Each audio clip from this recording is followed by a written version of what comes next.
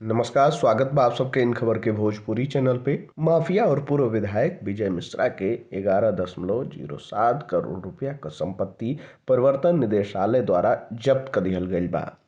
विजय मिश्रा अपनी पत्नी रामलली मिश्रा, बेटी सीमा मिश्रा और दामाद हरिशंकर मिश्रा की कंपनी वीएसपी स्टोरेल रियल्टी प्राइवेट लिमिटेड के नाम से दिल्ली के जसोला इलाके के कोपिया कॉर्पोरेट स्वीट में वर्ष 2010 में के खरीदले रहना।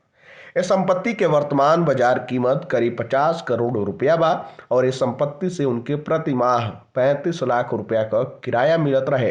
अधिकारी लोगन का मानल जाओ तो कोपिया कॉर्पोरेट स्वीट में करीब 19,000 वर्ग फीट वाला पूरा दूसरा फ्लोर जब्त कर दिहल गईल बा, जेमें 3 अलग अलग स्वीट ब्लॉक शामिल रहे। मालूम रहे कि भदोही के पूर्व विधायक विजय मिश्रा के खिलाफ प्रयागराज के हंडिया थाना में विजिलेंस द्वारा दर्ज करावल गई आय से अधिक संपत्ति अर्जित करे संबंधी मुकदमा के आधार पर ईडी के प्रयागराज स्थित सब जोनल कार्यालय द्वारा मनी लॉन्ड्रिंग एक्ट के तहत केस दर्ज करके जांच शुरू कर दिहल गयल रहे। विजिलेंस जांच में उनका करीब 36 करोड़ रुपया का अवैध चल अचल संपत्ति का पता चलल रहे। ईडी के जांच में सामने आयल कि विजय मिश्रा बीते 40 साल में अपने आतंक के दम पर करोड़ों रुपया का चल अचल संपत्ति के अर्जित कैले बाना।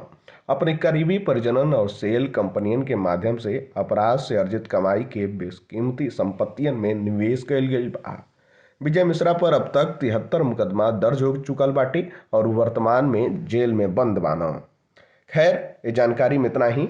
देश दुनिया से जुड़ल तमाम खबर देखे खातिर आप सब जुड़ल इन खबर भोजपुरी के साथ। धन्यवाद।